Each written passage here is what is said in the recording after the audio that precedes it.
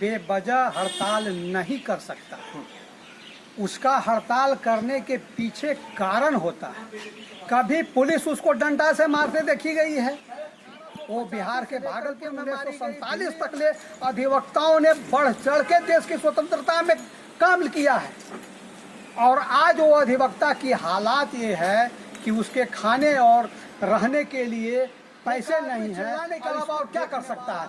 इसलिए अधिवक्ताओं की समस्याओं को बार काउंसिल ऑफ इंडिया को समझना होगा, स्टेट काउंसिल को समझना होगा। और अगर हमारे न्यायमूर्ति भी इस चीज़ को उठाए हैं तो न्यायमूर्ति भी उसकी परिस्थिति को देखते हुए अगर न्याय करें, निकाय बनाएं इसकी समस्या के समाधान के लिए, अगर वो कुछ करते हैं तो यह एक सराहनीय कदम होगा। चलिए सर।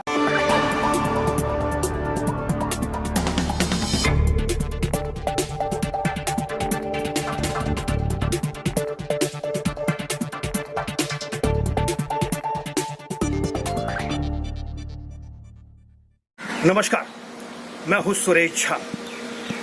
वकीलों की बेवजह हड़ताल को लेकर सुप्रीम कोर्ट ने कड़ा रुख अपनाना शुरू कर दिया है। सुप्रीम कोर्ट ने कहा कि वकील बेवजह हड़ताल करते हैं, इससे काम बाधित होता है, अभी बर्दाश्त नहीं किया जाएगा। लेकिन क्या सुप्रीम कोर्ट ये जानता कि वकील क्या बेवजह की हड़ताल करते हैं? क्या वकीलों को शौक है हड़ताल करने का?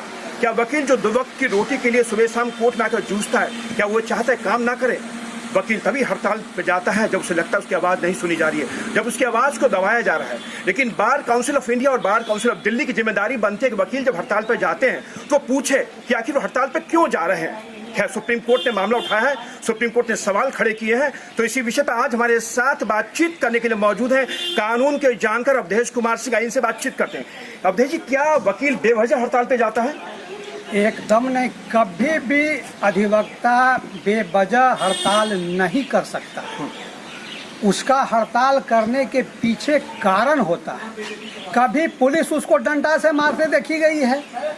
वो बिहार के भागलपुर में मारी गई, दिल्ली में मारी गई है, कि जहाँ चाहिए वहाँ मारी जा रही है। वकील की अधिवक्ताओं को मारी जा रही है, अधिवक्ताओं की हत्याएं की जा रही क्रिमिनल के द्वारा।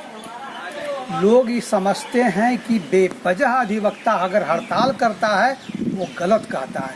हाँ, ये जरूरी है, ज़्यादा हड़ताल न्यायमूर्ति महोदय से अधिवक्ताओं को आज तक ज़्यादा नहीं रहा, जिसके चलते कभी अधिवक्ता हड़ताल किया। ये 1-2 कहानी ऐसा कभी कुछ हो गई होगी, मुझे जानकारी नहीं है।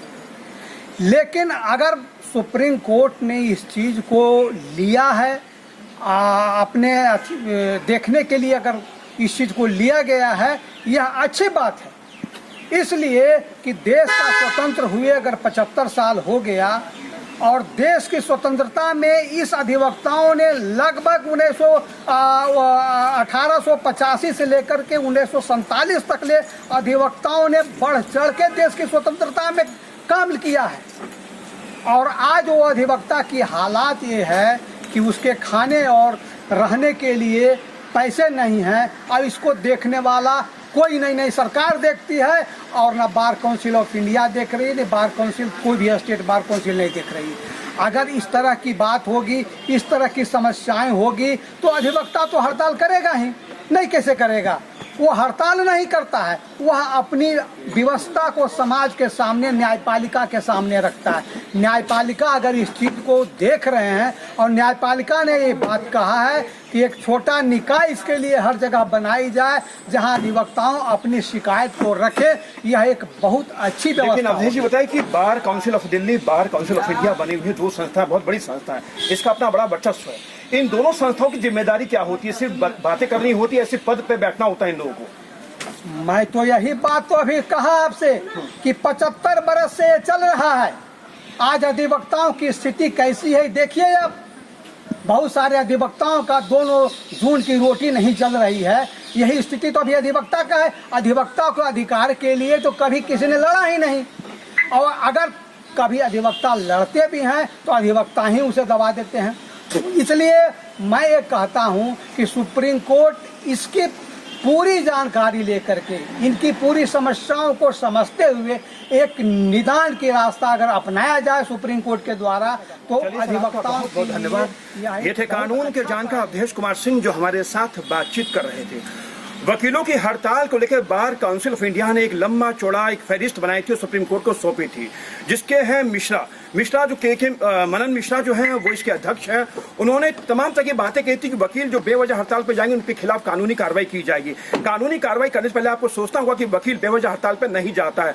हड़ताल पर जाने कई वजह होती है, जब उन वजहों को नहीं सुना जाता, जब उनकी बातों को, जब उनके मुद्दों को अनदेखी की जाती है, तब कहीं वकील थक हार कर अपनी आवाज को उठाने के हड़ताल पर जाता है। लेकिन आप बार काउंसिल ऑफ इंडिया और बार काउंसिल ऑफ दिल्ली की जिम्मेदारी बनती है कि वकीलों की समस्या को निदान आप करें। आप तो सीट पर आते ही बैठ जाते हैं और आप उसके बाद जो आप मुंह फेर लेते हैं समस्याओं से, उसका निदान करने की बजाय आप एक लंबी चौड़ी जो बात जो कहते हैं वो कहीं से भी ठीक नहीं है। कैंपस राजेश के साथ सुरेश झा, न्यूज़ नेट दिल्ली।